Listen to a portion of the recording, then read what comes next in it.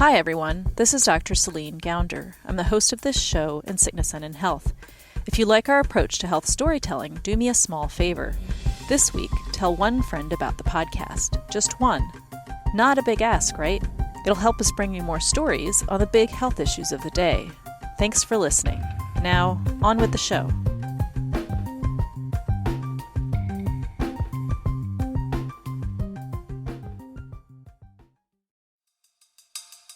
After a peaceful start, violence broke out near the end of the Freddie Gray demonstration. Windows were smashed in vehicles in some downtown buildings.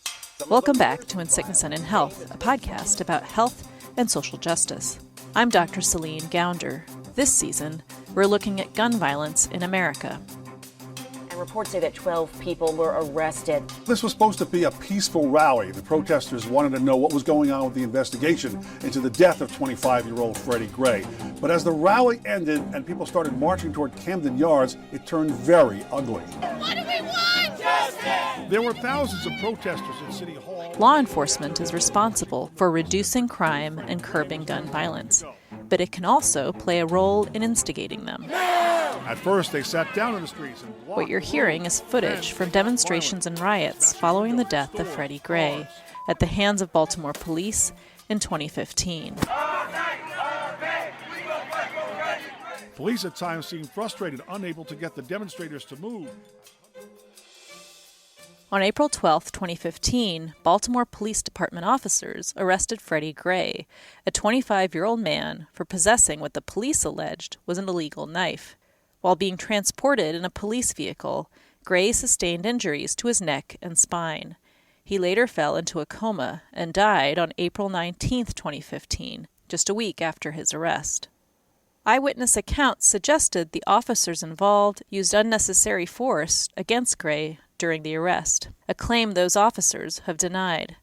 The medical examiner's office ruled Gray's death a homicide and not an accident because the officers failed to follow safety procedures and provide medical attention to someone who clearly needed it.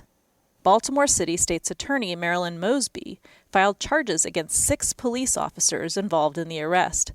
Mosby said that Gray suffered a critical neck injury as a result of being handcuffed, shackled by his feet, and unrestrained inside the Baltimore PD wagon, and that officers had failed to establish probable cause for Mr. Gray's arrest, as no crime had been committed because Gray was carrying a pocket knife of legal size and not the switchblade police claimed he possessed at the time of his arrest. Freddie Gray's death became a symbol of the black community's distrust of police, and it sparked daily protests in Baltimore. But what started off as peaceful demonstrations quickly turned into violent riots. In today's episode, we'll discuss the role law enforcement can play in instigating violence. We'll look at the problematic and sometimes illegal behavior of some Baltimore police officers, and we'll also look at the Baltimore PD's culture and why superiors might have turned a blind eye. In the aftermath of Freddie Gray's death in 2015, the city of Baltimore was in an unwanted spotlight. The Black Lives Matter movement had coalesced a few years earlier, and a nationwide debate on excessive police force was underway. But by the time the eyes of the nation turned to Baltimore, local residents had already been wrestling with the problem of violence, local crime, and the police response for years. In the early part of the 2000s, Baltimore was trying the zero-tolerance strategies of New York City. This is Justin Fenton, a crime reporter with the Baltimore Sun. He's writing a book titled We Own This City, about the problems he's uncovered in the Baltimore Police Department. Our mayor at the time, Martin O'Malley, he looked to the success that New York City was having and getting sort of trumpeted across the country for reducing their crime rate. Back then, this zero-tolerance model was being praised all across the country as an effective way of reducing crime.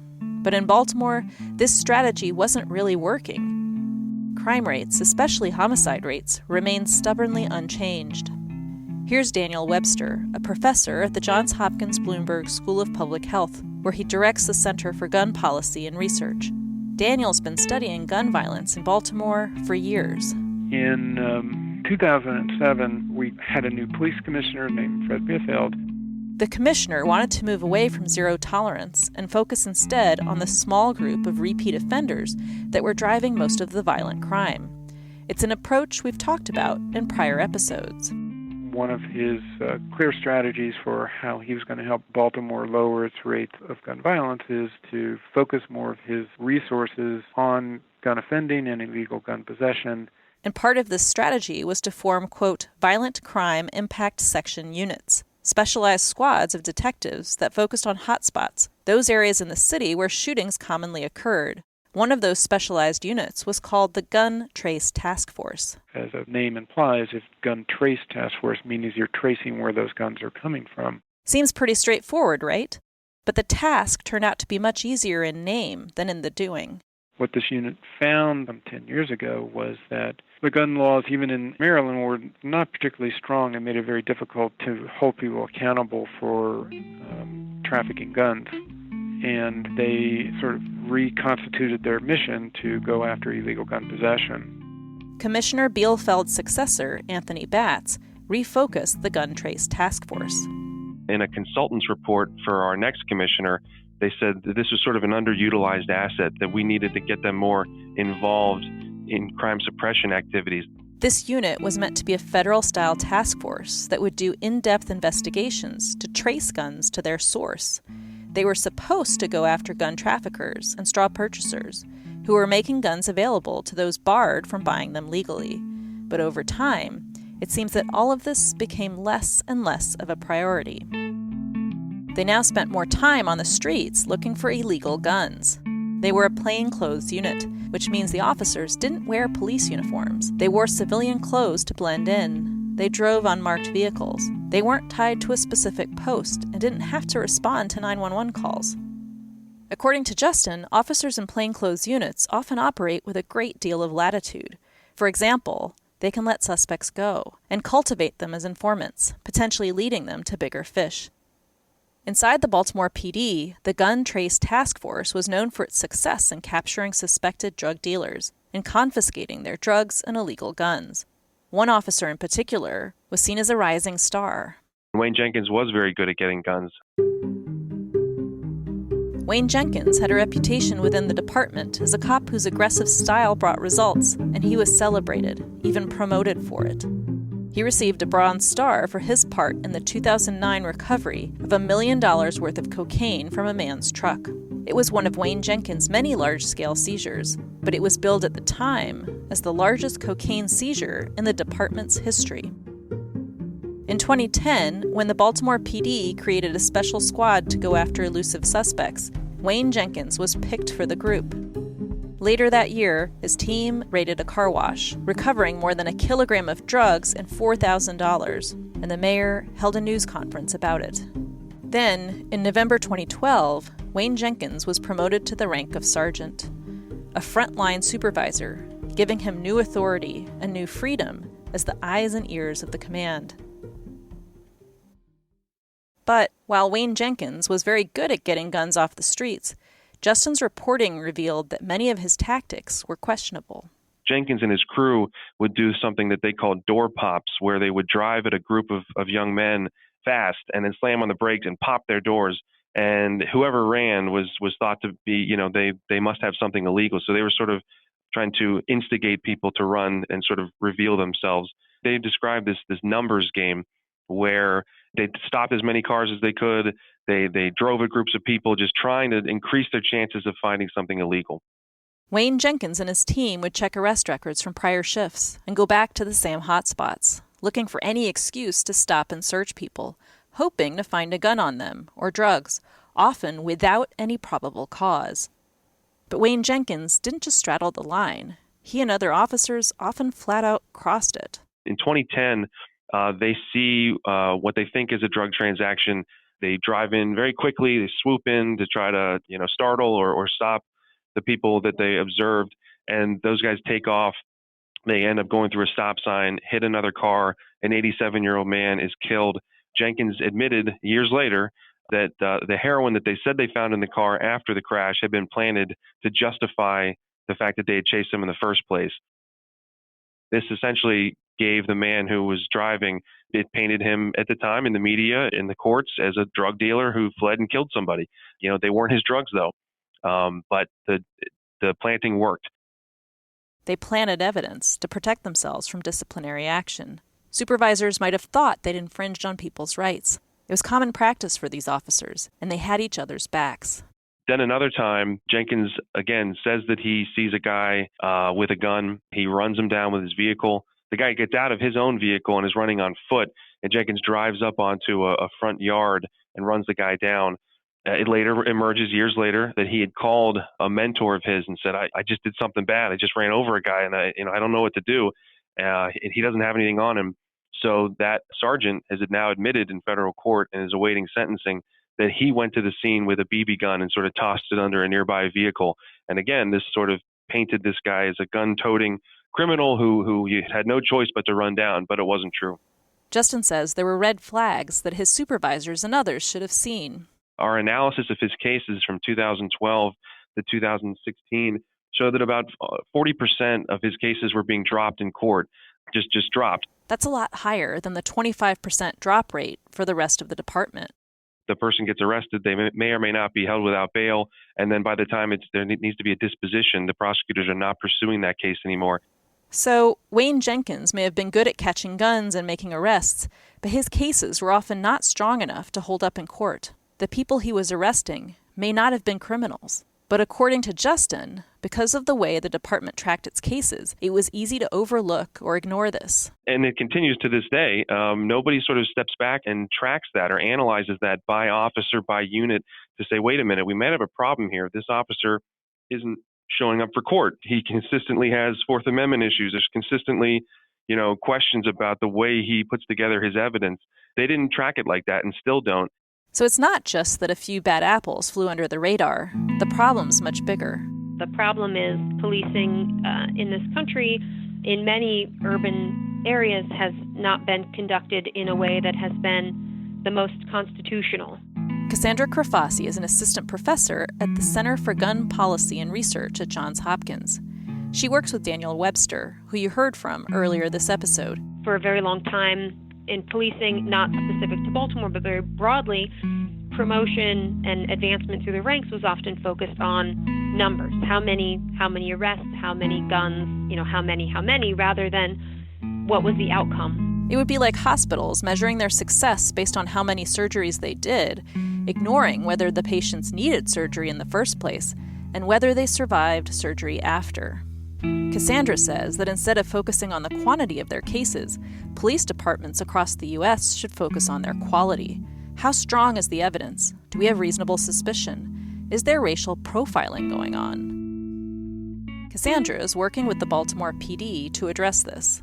So we've begun tracking the disposition of these cases so we can tell when an officer makes an arrest, whether charges are dismissed and for what reason, whether they sort of pled guilty or whether the jury found them guilty or not. And so we're tracking these with the purpose of creating a monitoring system. The gun trace task force issues in the police department, I feel very strongly, were a result of somewhat a lack of accountability and a lack of oversight, and also just folks not thinking about the normal distribution of data, right? Like you're going to have some folks that maybe don't bring in very many guns, a lot of folks that bring in some, and then a few that bring in a lot. But the gun trace task force was like way over and the extreme outlier, and paying attention to the numbers and thinking, okay, either these people are really, really, really good or maybe something inappropriate is going on.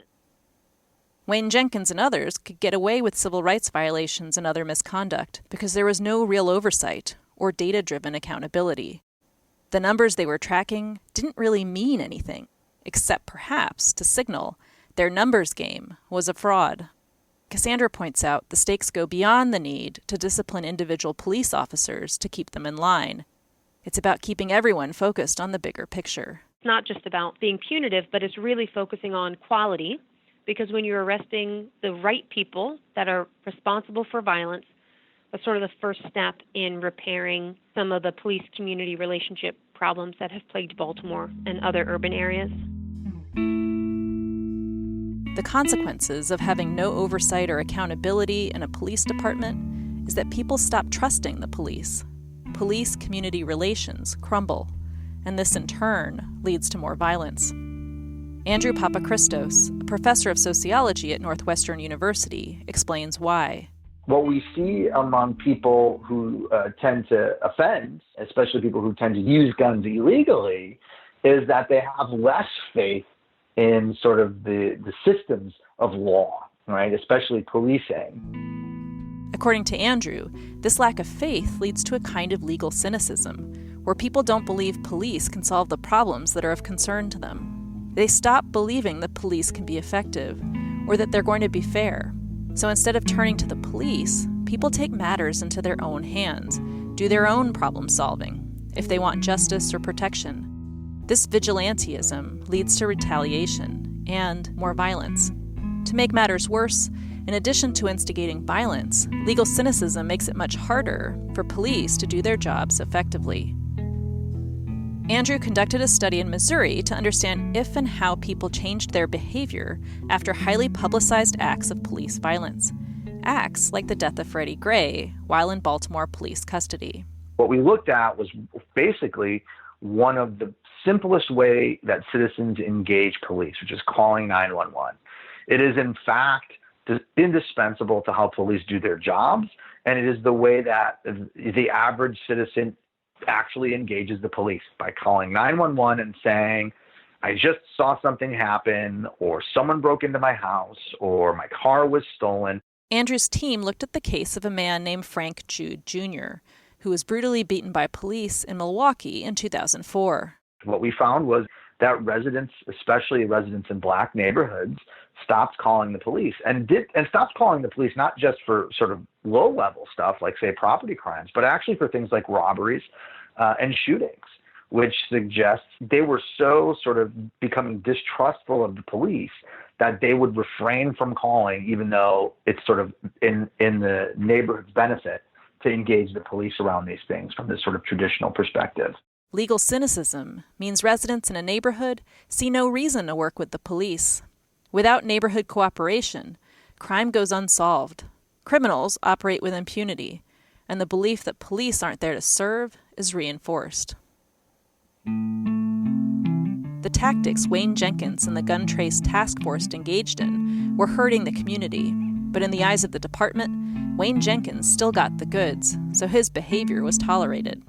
His unit was responsible for taking 100 guns off the street in 2015 and again in 2016. And they were regarded as, I think one of their former bosses, even post-indictment, was saying that they were viewed as a Tier 1 asset and the only ones producing after Freddie Gray. And this was important.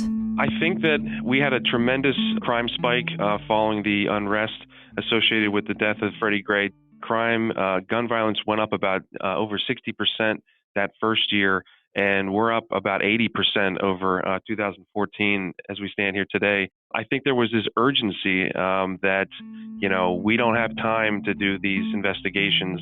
We need results. And I think the department was in this results-oriented mindset where if you get guns, you've accomplished something, go out, get more.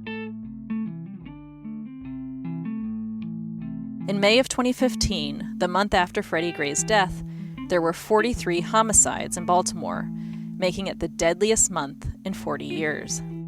Thousands of police and Maryland National Guard troops were deployed, and a state of emergency was declared within the city limits. Crime rates remained high, and Baltimore ended the year with 344 homicides, the second highest total except for 1993.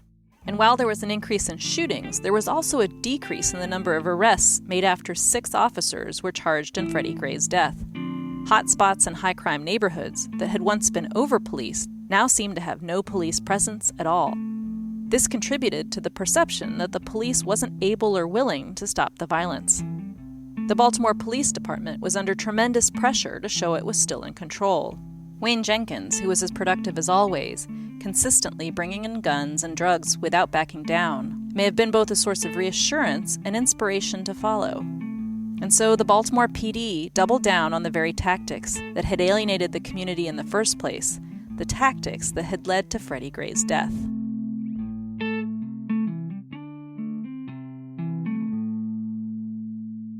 We don't know when this started exactly, but he started stealing money from people at least in 2011, if not earlier, if not much earlier, and was stealing drugs. Wayne Jenkins wasn't just using excessively aggressive methods and lying about evidence to get guns off the streets.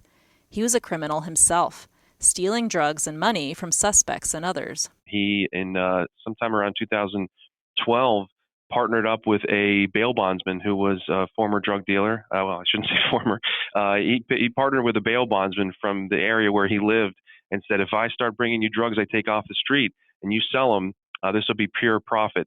And the bail bondsman was caught and confessed and had pictures and videos and all sorts of things to back this stuff up and said that this was like a near daily thing.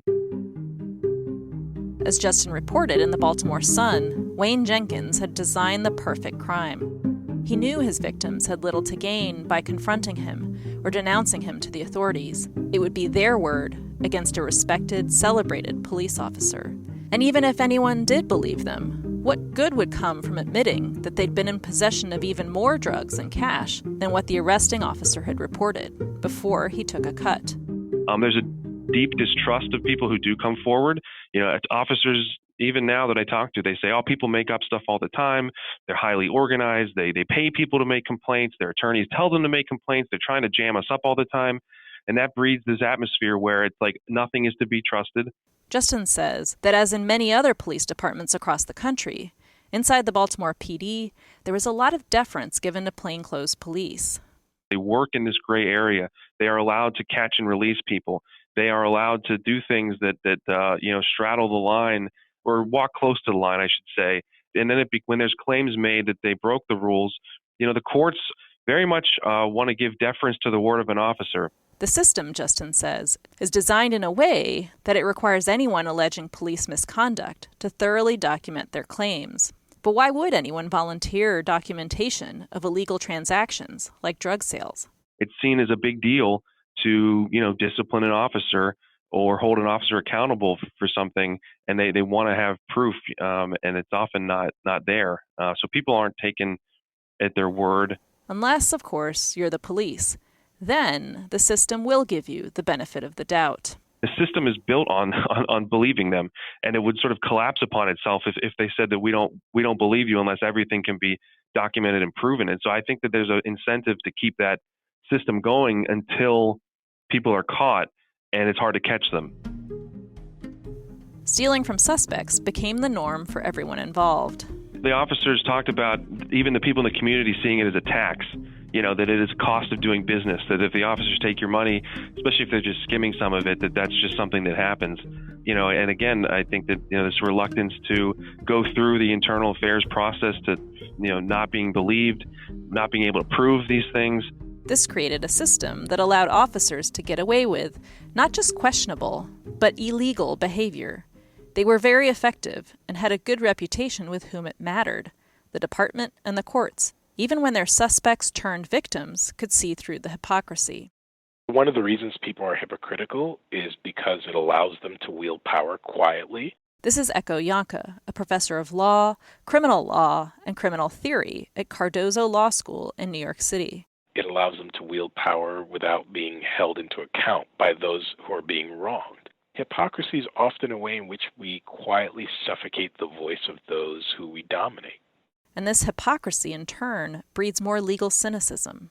One of the things that happens when you meet somebody who's a hypocrite, who avows one thing but does another, is eventually they just lose credibility with you, right? When they speak, they no longer have any sort of moral authority over you. You start to understand that the way in which they speak is just a way of which they can marshal power over you. And the same thing is true of our laws.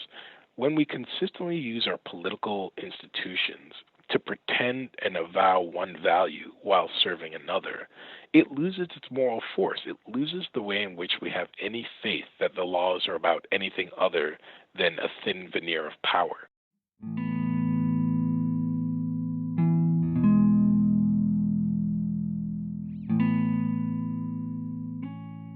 Wayne Jenkins kept rising through the ranks. In June 2016, he became the leader of the Gun Trace Task Force.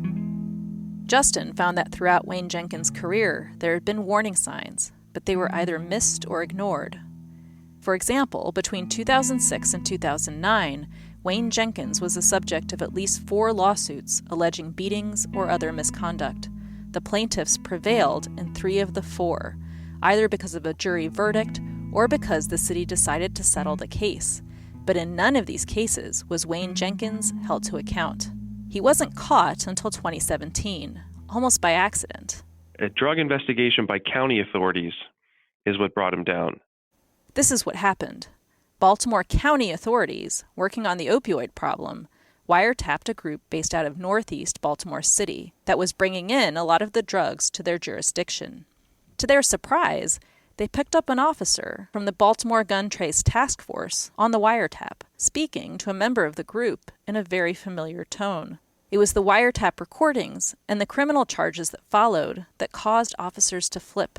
And that's what eventually led investigators to Wayne Jenkins. And it really came together in this roundabout way. And I say that because there's every reason to think that Wayne Jenkins might still be doing what he was doing if things hadn't sort of clicked into place in this sort of coincidental way that they did. On February 23, 2017, a federal grand jury indicted Wayne Jenkins and 6 other officers involved. Wayne Jenkins is now serving a 25-year sentence in a federal prison in South Carolina.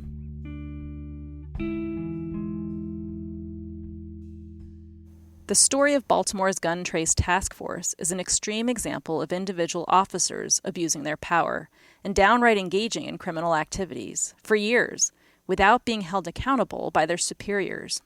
But while some of their tactics, like stealing drugs from suspects to sell on the black market, were unique to Wayne Jenkins and his crew, when we hear about how they treated the people they were policing, the violence, the abuse, the community mistrust, and the backlash, that story, unfortunately, is all too familiar. For police departments to be effective in reducing gun violence and other crimes, they must be clear-eyed about their long-term goals and focus on quality over quantity of cases. This means police departments need to forge meaningful partnerships with communities, but the onus is on the police, and especially on its frontline officers, to combat legal cynicism and earn the community's trust. This is why issues of procedural justice are at the sort of the forefront.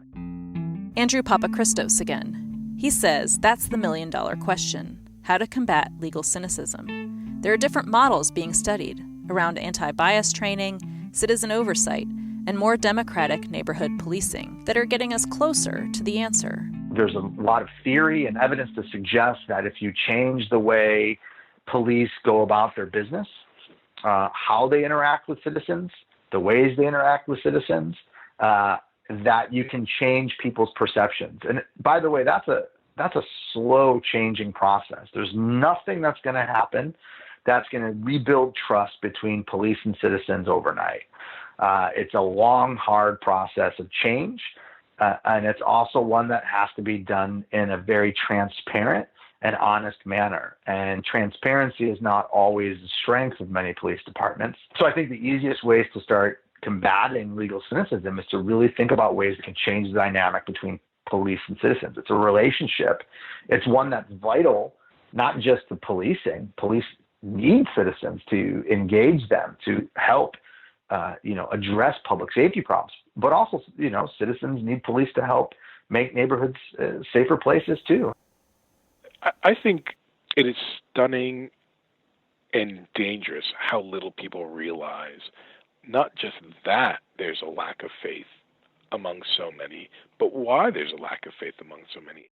Echo Yankah again. It's not because people don't want to be safe. It's not because people don't want safe neighborhoods.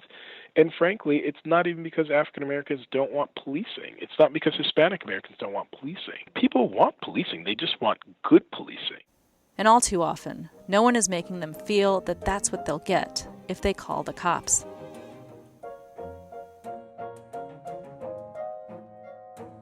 Today's episode of In Sickness and in Health was produced by Virginia Laura and me. Our theme music is by Alan Best. Additional music by the Blue Dot Sessions. If you enjoy the show, please tell a friend about it today. And if you haven't already done so, leave us a review on Apple Podcasts. It helps more people find out about the show. You can learn more about this podcast and how to engage with us on social media at insicknessandinhealthpodcast.com. That's insicknessandinhealthpodcast.com. I'm Dr. Céline Gounder. This is In Sickness and in Health.